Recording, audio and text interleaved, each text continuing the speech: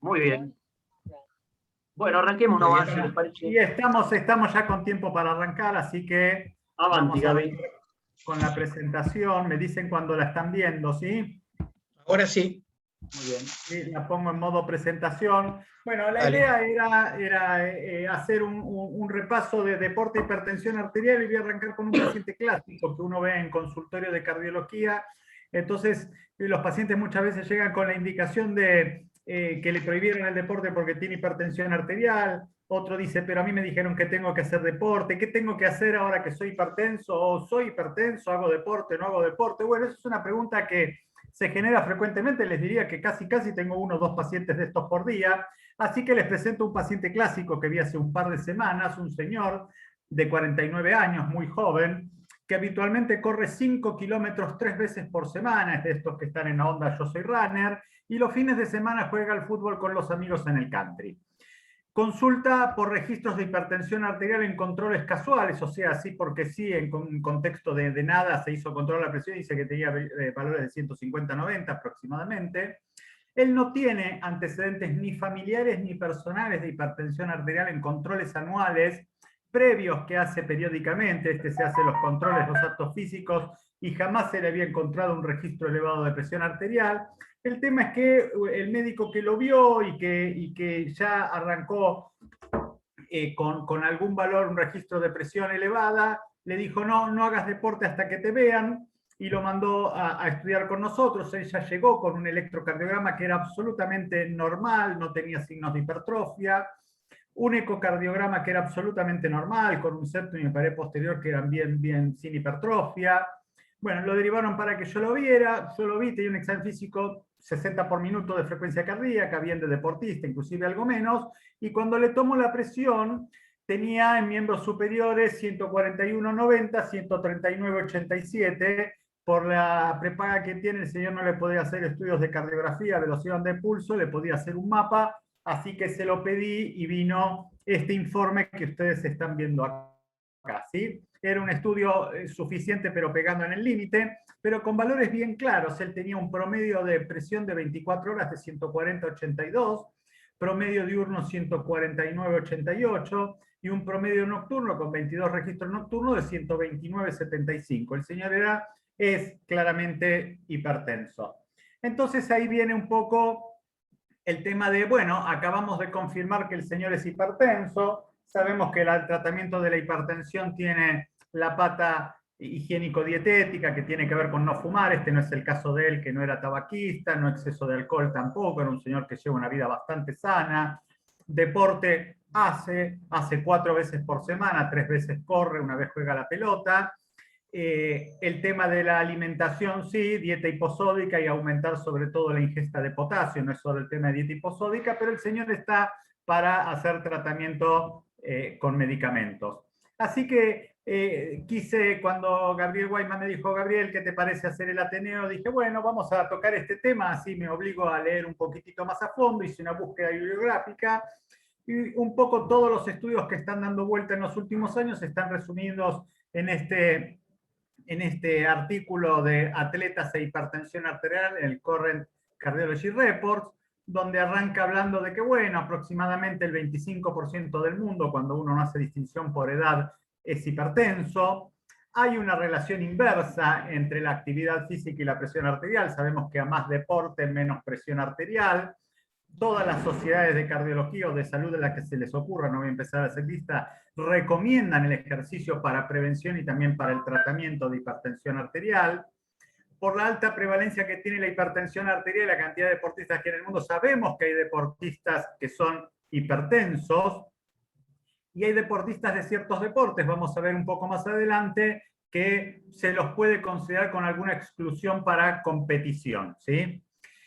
Puede parecer contradictorio, ya que los atletas deben beneficiarse de los efectos positivos de la actividad física, pero vamos a ver que hay algunos deportes, no podemos poner el título deporte a todo en general, porque es una gran bolsa de gatos, y vamos a ver quiénes se benefician con qué y qué le podemos indicar a cada uno según la situación.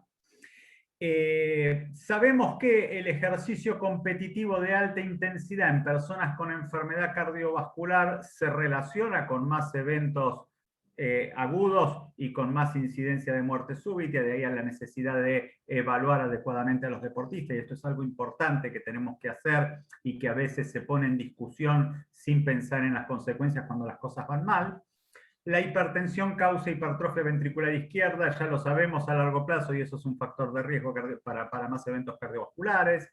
Un aumento agudo de la presión arterial puede desestabilizar una placa aterosclerótica y causar un evento vascular agudo, y sabemos que el ejercicio también disminuye el desarrollo y la evolución de la aterosclerosis. Así que bueno, lo que íbamos es un poco a revisar lo que es diagnóstico, tratamiento, etcétera, en todos estos pacientes. Acá ven la carita de este hombre que se parece a la del paciente un poco, como diciendo, bueno, yo soy atleta, no puedo tener hipertensión, entonces ahí uno le dice, no, mirá, todo muy lindo, lo que decís está bárbaro, pero la realidad es que hay muchos atletas con hipertensión arterial, lo vemos todos los días, y vos sos un caso más.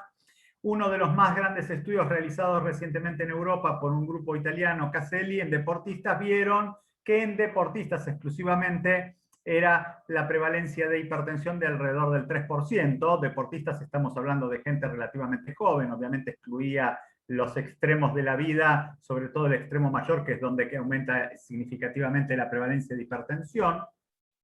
Y en otra revisión sistemática del grupo de Berge se vio que la prevalencia de hipertensión, cuando uno agarra todo el mundo del deporte, es similar al de la población sedentaria cuando uno mira algunos deportes. Hay deportes que tienen más presión arterial, por ejemplo, los que levantan pesas en forma competitiva, no los que hacen complementos de pesas, son esos grandotes que vimos ahora en las Olimpiadas que levantan 150, 200 kilos. Los que hacen remo a nivel competitivo, no los que salen a pasear por el Delta del Tigre, y mencionan el fútbol americano, no se meten con el rugby. Alguien me preguntó si eran comparables. Para mí sí, son dos deportes que tienen en sus reglas algo diferente, pero la realidad es que en cuanto al despliegue físico es bastante parecido. Son gente la que practica estos deportes que tiene mayor presión arterial y es más probable que tengan prehipertensión o hipertensión, con una prevalencia que oscila entre el 8,8 y el 25,6. Son pacientes que tienen más índice de masa corporal. Se ha visto que en estos deportes hay más abuso de drogas ilícitas, más consumo de suplementos, más consumos de antiinflamatorios no esteroides, y esto de alguna manera, además del tipo de deporte que hacen, podría explicar la hipertensión arterial. Sabemos que ocurre principalmente la hipertensión arterial en atletas masculinos y que los niveles de presión arterial tienen una correlación lineal con el índice de masa corporal, o sea, mayor índice de masa corporal y era algo esperable, tenemos más hipertensión, y también a la cantidad de entrenamiento por semana. Cuando evaluamos a un paciente deportista con hipertensión arterial, siempre tenemos que pensar de que el paciente quizás tenga hipertensión de delantal blanco. Ahí vemos un delantal blanco. Entonces es acá que los estudios que nosotros pedimos habitualmente con Gabriel, el mapa o el monitoreo domiciliario de presión arterial, son fundamentales para descartar la hipertensión del delantal blanco. A pesar de los bajos niveles normales de presión arterial general, la Sociedad Europea de Cardiología establece que hay una asociación prominente entre la hipertensión de delantal blanco y una mayor prevalencia de riesgo metabólico. O sea, no es lo mismo tener hipertensión de delantal blanco que no tenerla. A estos pacientes hay que mirarlos, pero en los deportistas tenemos que ver el tema de la hipertensión de delantal blanco. La hipertensión enmascarada, que es exactamente lo contrario, es ese paciente que viene al consultorio con la presión normal, pero que puede ser hipertenso. Nuevamente, el mapa o el monitoreo domiciliario de presión es un recurso valioso y fundamental. Ya sabemos lo que es la hipertensión enmascarada, lo acabo de decir, y sabemos que el riesgo a largo plazo de eventos cardiovasculares fatales y no fatales es similar en los que tienen hipertensión enmascarada que los que tienen hipertensión arterial sostenida, con una mayor prevalencia en pacientes jóvenes, y hay estudios que han demostrado que hasta un 35% de los futbolistas profesionales en algunos grupos han tenido valores para decir que eran hipertensos con hipertensión enmascarada.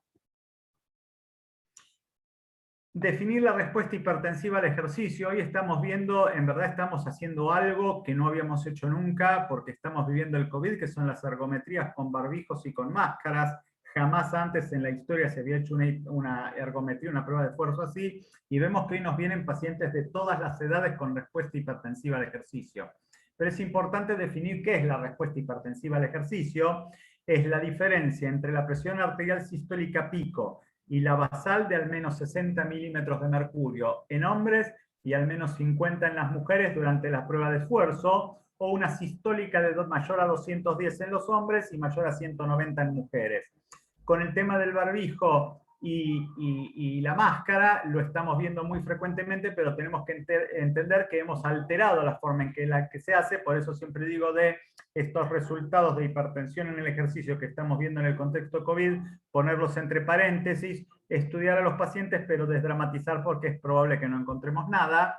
Sabemos que la respuesta hipertensiva al ejercicio se asocia con mayor incidencia de hipertensión en el largo plazo, y sabemos que en algunos ejercicios, que son ejercicios que no medimos en el consultorio, como el levantamiento de pesas de esta gente que hacen las Olimpiadas, 200 kilos y todo eso, pueden llevar a valores experimentales, se ha visto de 400 de sistólica, que es un disparate, y de hecho ha habido casos de eventos agudos en estos pacientes, por lo cual hacer cualquier ejercicio no es lo mismo. La hipertensión sistólica aislada, que es un tema del que recientemente ha hablado Gabriel en el Ateneo previo, o 2 Ateneos atrás, es muy común en jóvenes y podría reflejar el más común de los subtipos hipertensivos entre adolescentes y adultos. Se la consideraba benigna, la tenemos que mirar, no necesariamente hay que tratarla, pero sabemos que esos pacientes hay que seguirlos, porque muchas veces estos pacientes tienen, cuando uno les hace la BOP con la medición de presión central, más de 120 milímetros de mercurio, y eso se asocia en el mediano y largo plazo con más desarrollo de hipertensión arterial, y se ha demostrado que la hipertensión sistólica aislada en el largo plazo tiene mayor riesgo cardiovascular. La pregunta es, bueno, pero los atletas, la gente que hace deporte vive más, o sea, viven todos los atletas más. Los atletas en general tienen menor mortalidad, los atletas de resistencia, de competencia, tienen mayor longevidad. ¿Por qué? Sabemos que no son sedentarios, sabemos que no son menos obesos, son menos tabaquistas, son gente que hace una vida más sana, y entonces podemos dar el título de los atletas viven más. Pero no todos. Se han hecho estudios donde, este estudio de Runacres, donde participaron deportes de potencia, definieron como potencia pesas, donde se vio que no obtienen los mismos beneficios y la mortalidad por todas las causas, y la enfermedad cardiovascular no difirió de la población general, o sea, estos no sacaron ventaja por su práctica deportiva de levantamiento de pesas con respecto a la población general. En otro estudio, cualquier cosa, después yo pongo todas estas referencias que he puesto abajo a su disposición si les interesa, les hago circular la presentación. Otro estudio, el deporte de potencia se asoció con un mayor riesgo de enfermedad cardiovascular, con aumento de la mortalidad, y de vuelta el fútbol americano. Esto podría, al menos en parte, ser una consecuencia de los elevados niveles de presión que desarrollan durante el partido. Tienen movimientos muy explosivos estos jugadores, y se vio en los levantadores de pesas que tienen aumento de la relación íntima media y más rigidez arterial en la BOP. Bueno, entonces hay gente en el Ateneo, si no me equivoco, que sabe mucho más que yo de deporte, pero viene lo que es la evaluación de deportistas. La verdad es que hasta hace unos 40 años se hacía muy poca evaluación de los deportistas, y tenemos una gran historia de deportistas que han estado practicando distintos tipos de deportes. Sabemos que en los atletas de competición la incidencia de muerte súbita es 2.5 veces más que en la población normal, y en la mayoría de los casos relacionado con algún trastorno estructural o eléctrico identificable. Tenemos como punto de corte hasta los 35 años de edad, en general es una miocardia hipertrófica, una miocardiopatía hipertrófica o arritmogénica de las varias que hay dando vuelta, y sabemos que después de los 35 años en general se asocia con enfermedad coronaria. Es importante, cuando evaluamos al deportista, que tiene en general una masa muscular mucho más grande, que usemos el brazalete apropiado. Es muy frecuente ver pacientes que se les mide con un brazalete muy chico en el consultorio y se sobreestima la presión arterial, entonces le estamos poniendo el título de hipertenso a alguien que no es. Por eso es importante, cuando se hace mucho chequeo de paciente deportista, tener los brazaletes adecuados para usar. Siempre pensar en hipertensión arterial secundaria en los pacientes muy jóvenes que hacen hipertensión arterial, y ojo con el ecocardiograma con hipertrofia ventricular. Ojo con el caso a caso, no es lo mismo un septum de 12 en alguien que hace un deporte de alta exigencia que en alguien que se define deportista y que es un golfista. En general no se justifica por determinados deportes tener cierto nivel de hipertrofia septal. Ver la aurícula izquierda, ver la raíz aórtica que no esté dilatada, todo eso nos suma para decir este paciente no tiene modificación por el ejercicio y lo tiene por la hipertensión arterial.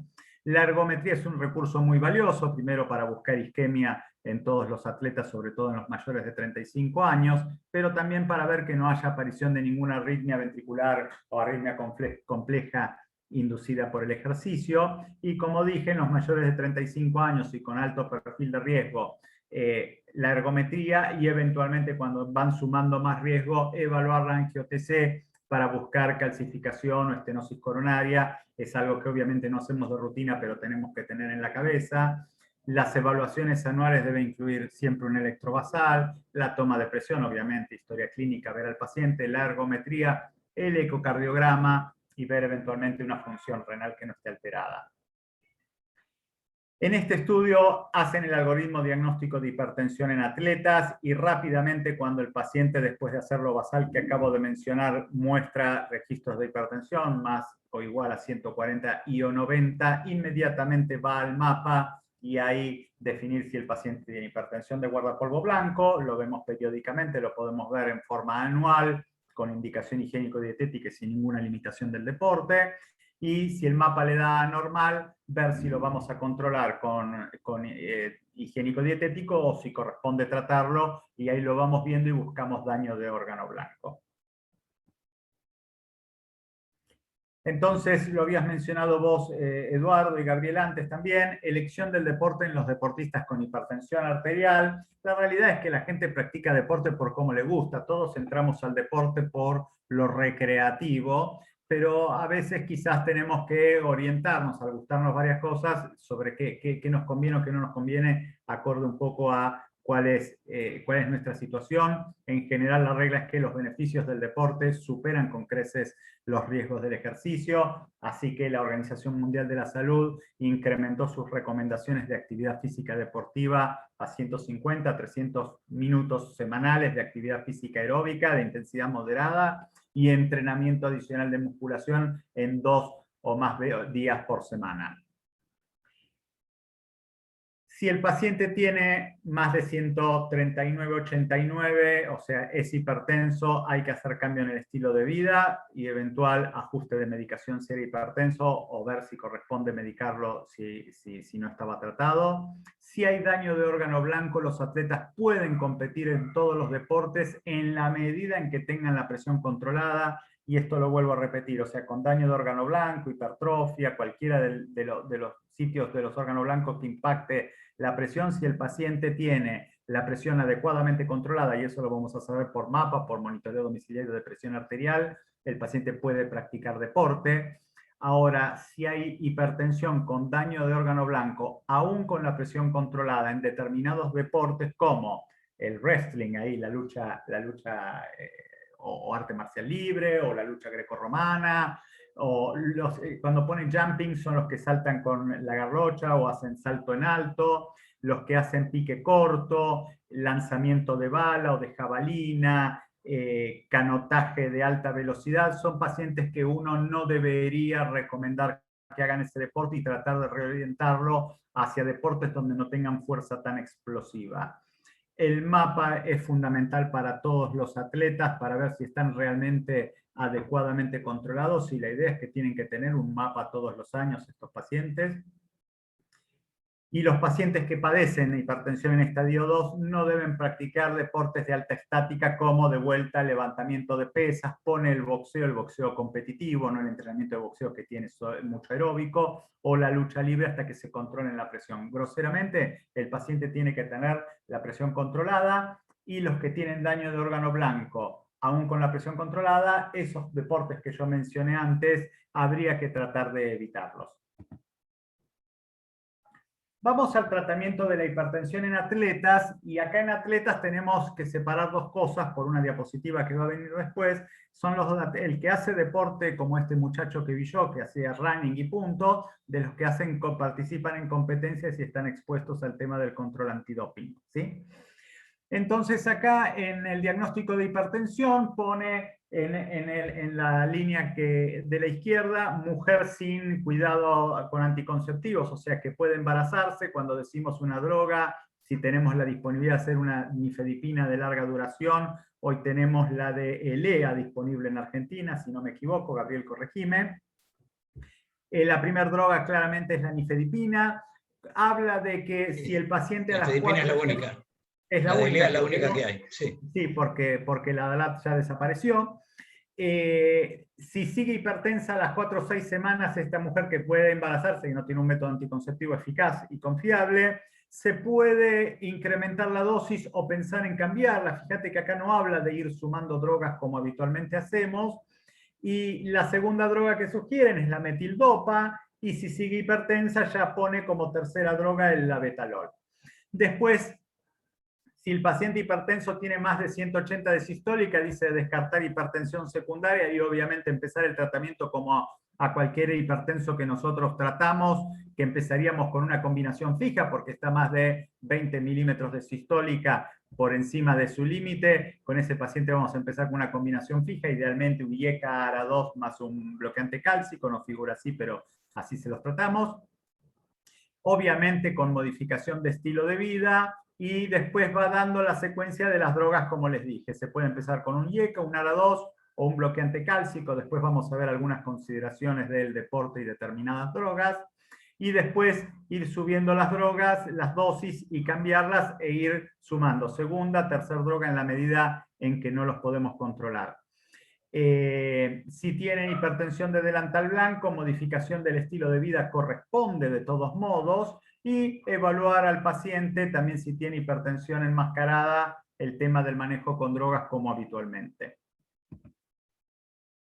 Vamos a ver algunas consideraciones respecto a las drogas. Los diuréticos están prácticamente prohibidos por la World Anti-Doping Agency, prácticamente en todos los deportes. ¿Por qué? Porque se los usa para enmascarar sustancias prohibidas. Solo pueden usarse una vez que el paciente ha pasado por todas las drogas y el médico decide, certifica y piden un permiso de exención de que el paciente puede usar un diurético. Pero la realidad es que deportista que se agarra con un diurético, con un antidoping, es deportista descalificando si no tenía previamente una exención para uso terapéutico.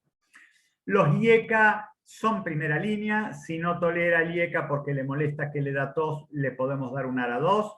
Si bien se los ha asociado en algunas publicaciones que puse ahí abajo con una mejora en la eficiencia muscular y aumento de la masa y capacidad muscular, no son considerados como doping, por lo cual los IECA y los ARA2 son usados pueden ser usados en todos los deportes.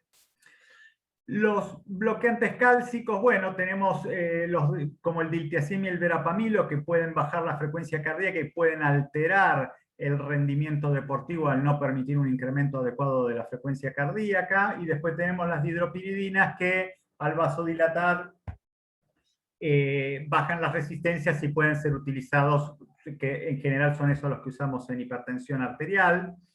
Los bloqueantes alfa son un reemplazo también a cualquiera de estas drogas cuando los necesitamos o cuando el paciente no los puede recibir. Reducen la resistencia vascular sin aumentar la frecuencia cardíaca o el gasto cardíaco. Hay algunos estudios que mostraron que los alfa bloqueantes disminuyen el consumo de oxígeno y el rendimiento de resistencia máxima y física en los atletas, por lo que están en segunda línea porque pueden bajar un poquitito el rendimiento, pero no están prohibidos.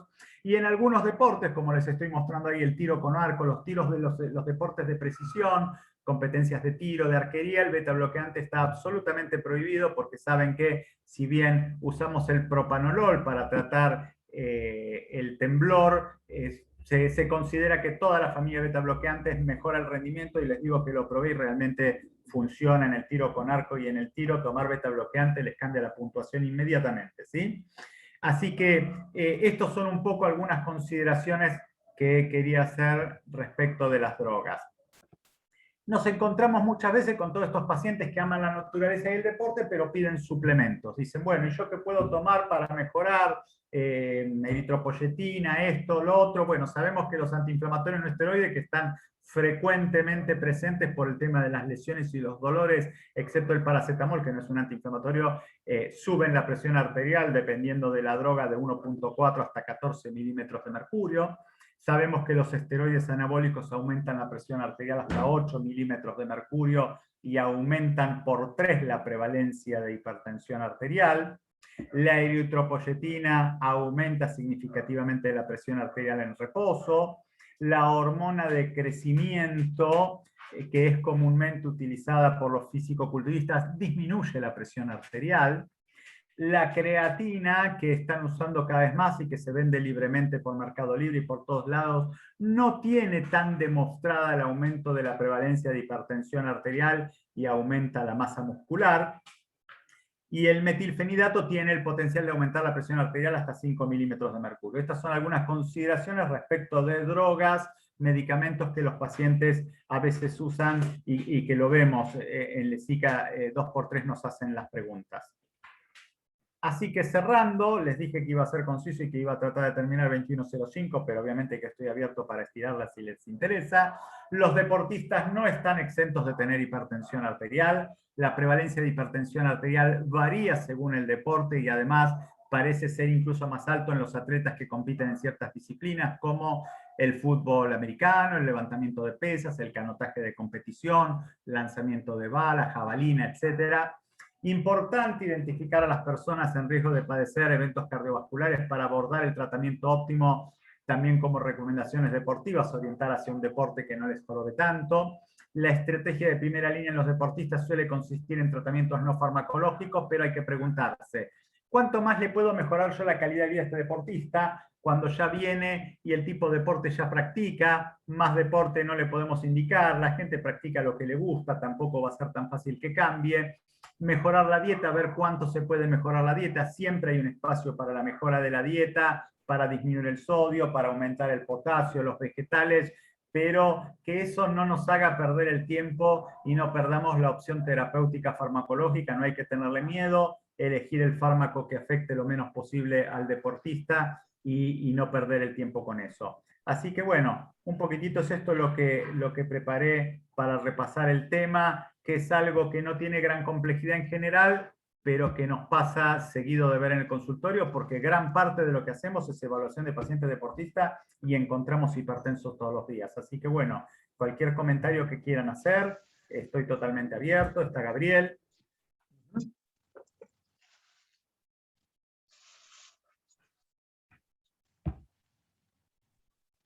Juliana Marín preguntó. Tengo una pregunta.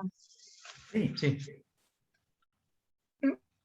Viste que, o sea, no sé, a mí por lo menos me pasa que cada vez como hacemos como mucha evaluación de gente que quiere hacer deporte, mucha gente joven, me sorprende bastante gente joven que hace vida saludable y que, bueno, los empiezo a estudiar, obviamente les descarto hipertensión secundaria, les pido un mapa y encuentro chicos que hacen por ahí fútbol predominantemente, que les gusta jugar al fútbol y los encuentro hipertensos. Y con el mapa, digo, bueno, como que me lo guardo para el final y digo, seguro que ahora le hago el mapa y es porque se pone nervioso cuando viene al consultorio y no, le sale mal. Y la verdad que uno los ve y están entrenados, no tienen sobrepeso, como vos decís.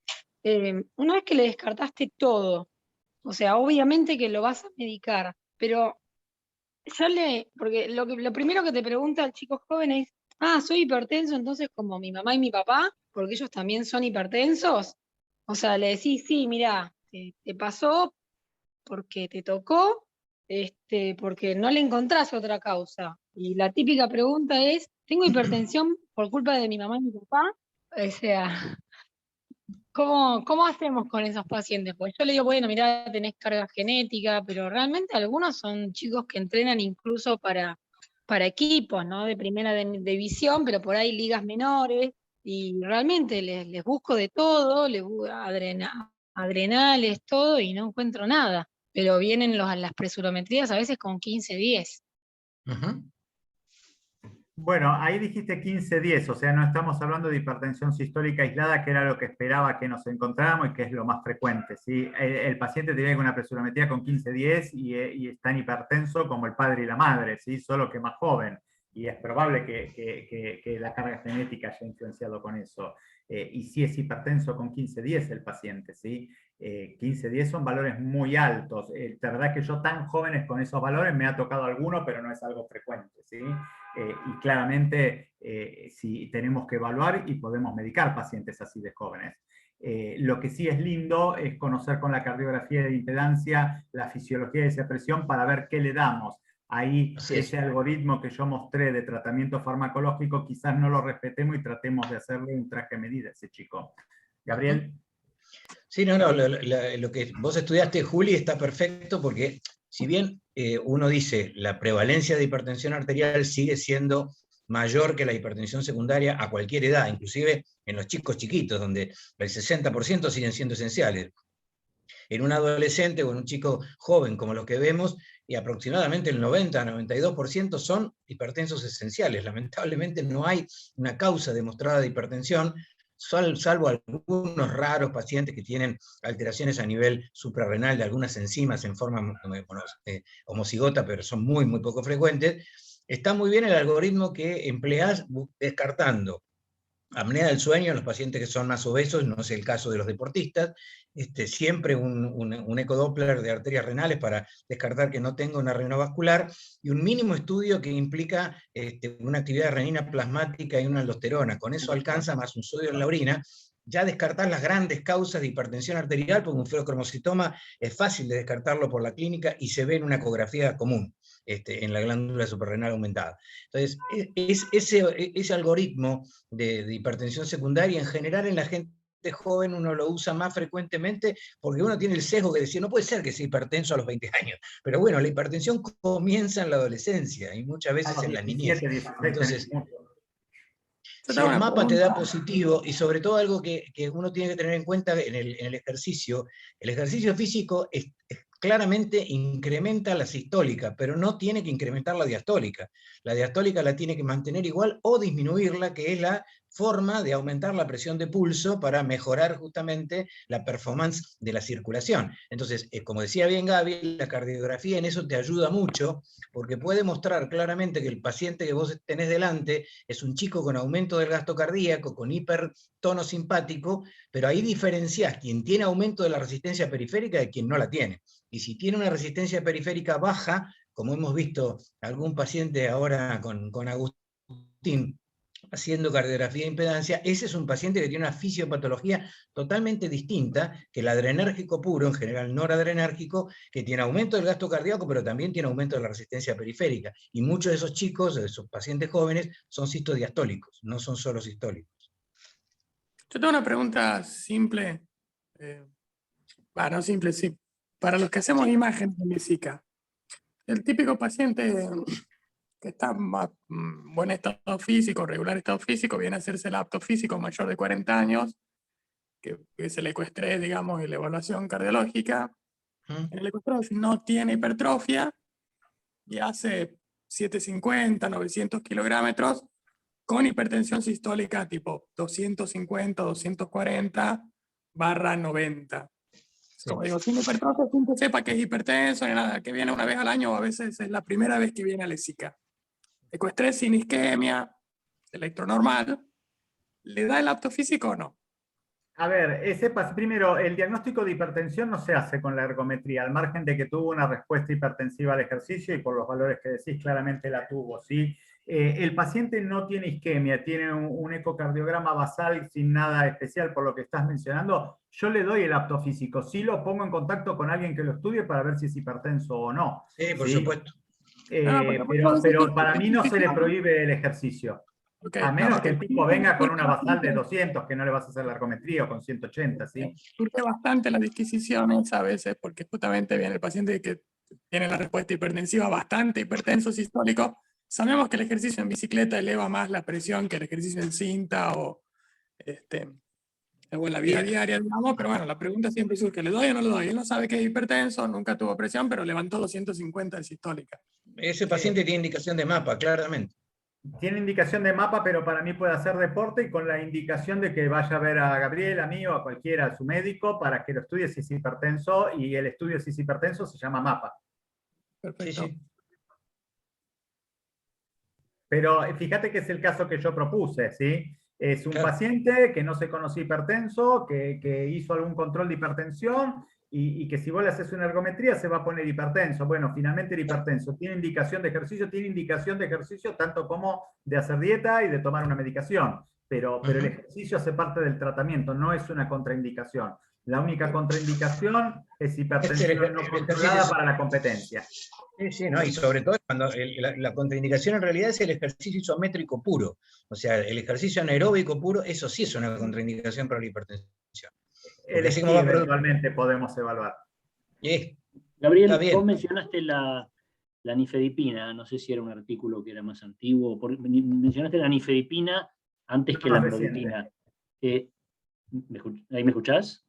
Sí, te escucho. Se escucha. Eso, ¿por qué la nifedipina antes que la amlodipina? Siendo que la nifedipina es como que quedó un poquito de modé, y aprovecho para preguntarte si realmente es una droga que deberíamos considerar de modé o no. Fíjate que la pone en el caso de la chica sin método anticonceptivo eficiente, o sea, una chica que se puede embarazar, ¿sí? Y te diría que es solo para eso, es el único caso en el que yo indico nifedipina de larga duración, ¿sí? El Nifedsol de Lea, ¿sí? Es el único caso en el cual usamos la nifedipina. Yo no le pondría el título de modé porque la verdad es que usamos la alfa-metildopa y el labetalol, que son tan viejos como eso y son fantásticos, ¿sí?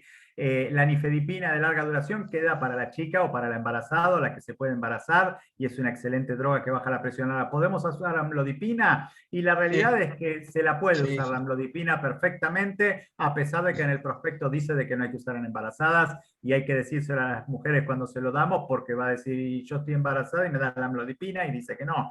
En el prospecto dice de que no se da.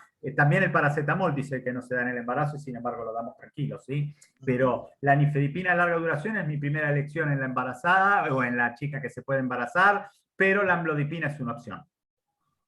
La nifedipina es la que más estudiada está.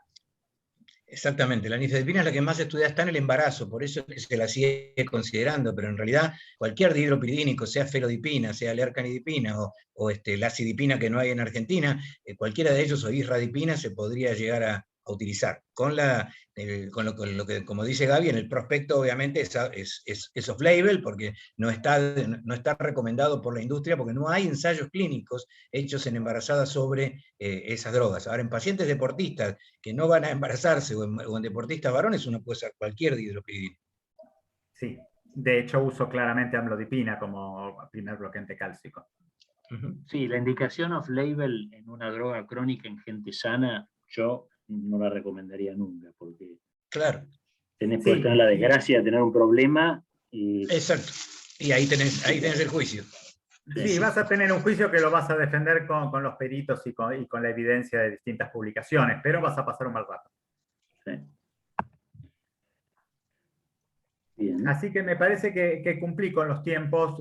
Como empezamos más tarde, les pido disculpas, no podía liberarme del consultorio que ya lo tenía lleno, así que si tienen algún comentario o algo, bienvenido. Si no, estoy a su disposición, lo podemos pasar al chat personal, y después voy a poner esta presentación a disposición de todos ustedes para que vean también si quieren revisar la bibliografía que pongo como cita de referencia, y si alguien quiere después algún artículo me lo puede pedir. Florencia, ¿querés hacer algún comentario? Sí, primero, bueno, buenísimo, me encantó, muy bueno, Gabriel, gracias por compartirlo y hacerlo tan claro. Quizás remarcar 2 puntos importantes, uno más que nada la recomendación de incluir la actividad física y el entrenamiento de la fuerza, que hoy en día la gran mayoría de los médicos recomiendan al hipertenso que salga a ser aeróbico, pero que el entrenamiento de la fuerza también tiene muy buenos resultados y disminuye tanto la presión como el entrenamiento aeróbico y trae muchos beneficios en toda la salud cardiovascular y, bueno, osteomuscular también. Y por otro lado, comentar el tema del barbijo en la ergometría. Hay algunos estudios que salieron en los que se va. ¿Ahí te referías al ejercicio isométrico? No, o sea, el ejercicio isométrico puede ser isométrico dinámico o estático en sí. Sí. Cuando uno contraindica el hipertenso isométrico es, por ejemplo, hacer una sentadilla isométrica contra la pared y sostenerla durante 30 segundos, un minuto. O ejercicios, como dijo Gabriel, de levantamiento de peso, donde hay trabajo y maniobras de valsalva, como el powerlifting, donde hay un levantamiento de peso muy marcado y se sostiene el peso sobre la cabeza, por ejemplo. Claro. Ese tipo de entrenamientos sí están contraindicados, pero el entrenamiento como ir al gimnasio y levantar y hacer bíceps, donde hay una contracción y una relajación del músculo, en general, ese es el entrenamiento que trae beneficios cardiovasculares. Y de hecho es el y el que recomendado. se recomienda. Claro. Bien. Exactamente. Bien, Sí, bien. sí, cuando hablo de pesa, claramente son excesos de pesa como vos estás mencionando. Sí. Perdón, vos ibas a hacer un segundo Claro. comentario, Florencia. Y el segundo comentario es con respecto al barbijo en las ergometrías, que han salido algunos estudios, yo ahora no recuerdo el nombre exacto, pero lo voy a buscar y lo voy a compartir, en la cual se evaluó la respuesta hemodinámica en el ejercicio, en las ergometrías, en deportistas y en gente sana, común, y en la cual se evidenció que no hay diferencias hemodinámicas ni cambios, por ejemplo, en el consumo de oxígeno ni en la saturación, por lo cual estos cambios en la presión o estas respuestas hipertensivas no deberían ser por el barbijo. Secundarias es. Sí, sí, puede generar más bien una percepción subjetiva de incomodidad y de rendimiento menor, pero en sí la respuesta hemodinámica es la adecuada y el paciente rinde igual, o sea, debería llegar al mismo esfuerzo que si no tuviese el barbijo. Es más bien una sensación subjetiva de incomodidad. Sí, hemos tenido algunos pacientes, hace creo que un mes tuvimos un escandalete con un Que tuve paciente. que hablar por teléfono yo a la noche. Sí, sí, porque decía Sí. que bueno, que lo iban a matar, que lo habían matado, que era una locura, una Y cosa. yo le dije que lo invitaba a ver si había depósito de cadáveres en el instituto y que no lo iba a encontrar. Pero hay un tema con el tema del barbijo. O sea, nosotros le estamos poniendo el barbijo es porque tenemos miedo que tenga COVID. Y el técnico que le hace la ergometría tiene miedo que el paciente tenga COVID y tenemos que hacer tantas ergometrías y tenemos que ver tantos pacientes, es muy probable que las pesas fluyan con más velocidad y no le damos a la gente la posibilidad, el tiempo de adaptarse al ejercicio. Entonces van a ser respuestas de taquicardia, hipertensión, no me cabe ninguna duda. Así como redondeamos los valores de presión en las ergometrías, todos son de 10 en 10, sube la presión. O sea, sabemos que la medición de la presión en la ergometría nunca es precisa. También con el barbijo, en contexto de pandemia, esa ergometría te garantizo que se hace mucho más rápido. Entonces, no podemos sacar conclusiones, ¿sí? Nos sirve para ver si el tipo está isquémico, si apareció una arritmia ventricular, para definir si es hipertenso o no, si tenemos una duda va a aparecer el mapa, sin duda. Sin duda. Yo tengo una pregunta para los ecografistas. ¿Cómo es el tema de la medición de la masa cardíaca en los atletas? El tema de la hipertrofia, la masa cardíaca, sobre todo en la gente, en los atletas que tienen mucha masa muscular y sobre todo los que son grandotes. Porque hemos tenido oportunidad de ver muchos de estos pacientes grandotes, muy musculosos, que no sé, no hemos visto basquetbolistas de 2 metros, qué sé yo, pero debe haber, no sé si vos, Florencia, por un lado conocés datos y no sé, los ecocardiografistas, cómo interpretan esos datos en un paciente grandote con mucha masa muscular. Sí, en general, bueno, yo no hago imágenes, pero como hago deporte estoy bastante metida. En general, las personas caucásicas, el septum en las mujeres no debería ser mayor a 11 y en los hombres mayor a 13. En los americanos podría haber un aumento un poco mayor, pero la hipertrofia generalmente es más bien homogénea, no solamente de una pared o de un sector. Hay un cambio estructural más bien homogéneo en todo el ventrículo izquierdo con el deporte. Como decía Gabriel, hay que ver, una cosa es que, bueno, hace golf, pero ¿por qué tiene esa hipertrofia ventricular? Ahí sí habría que sospechar de que hay algo más atrás. Digamos, meterlo en el contexto del deporte que realiza el paciente. si hace una actividad de mucha demanda, de alta intensidad, o como por ejemplo un rugby en el cual tiene una estructura muscular muy grande, lo más probable es que quizás tenga un septum de 12. Pero toda la demás estructura debería ser acorde a su contextura física y a este hallazgo del 12 del septum, ¿no? Pero bueno, la masa cardíaca, la masa cardíaca en el eco, La masa, en realidad la masa, digamos, no, hasta donde yo sé, no hay una diferencia entre deportistas o no deportistas. Sí, una diferencia en la conformación cardíaca que depende del tipo de ejercicio que hace, si es isotónico predominante o isométrico predominante. La hipertrofia puede ser más concéntrica o más excéntrica. Sí. La realidad es que en la práctica diaria, lo que dice Florencia es cierto, uno no espera, o sea, espera ver algún espesor aumentado, pero siempre dentro de lo que uno esperaría ver, tipo en un hipertenso, no mucho más que eso. O sea, una cosa que quedó en desuso es olvidarse, si tiene 16 podría ser por el deporte. No, si tiene 16 el septum es una miocardiopatía. Y por otra parte, la realidad es que lo que nosotros vemos día a día, o sea, yo siempre a veces me paro en lo que dicen los libros y en lo que vemos día a día. Lo que vemos día a día en la SICA, prácticamente nosotros no encontramos nada de eso, porque realmente para que el corazón cambie, tiene que ser un deportista de primera línea.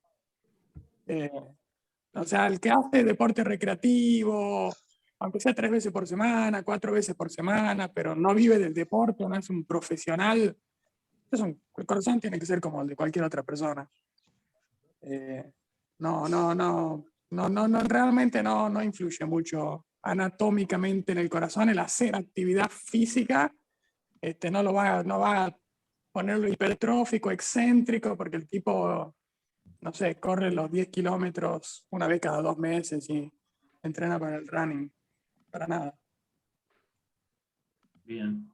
Bueno, bárbaro. Entre paréntesis les comento que el paciente que comentamos en el Ateneo el otro día, el deportista que nadie le creía, que le dolía el pecho, que tenía la aorta, como la contó Julián, está muy, muy agradecido con el instituto y con toda la gente que lo atendió, y bueno, está encaminado, por lo menos. Vamos a ver qué da el estudio ese, ¿no? Así que bueno, la verdad, no sé si hay alguna pregunta más. Si no, Gaby, buenísima tu presentación, muchas gracias. Gracias a todos por estar a esta hora. Sí, vamos, muy bien. Bueno, gracias a todos y nos veremos muy prontito. Dale. Gracias, chicos. Chao, buenas noches. Chao, sigan bien. Chao.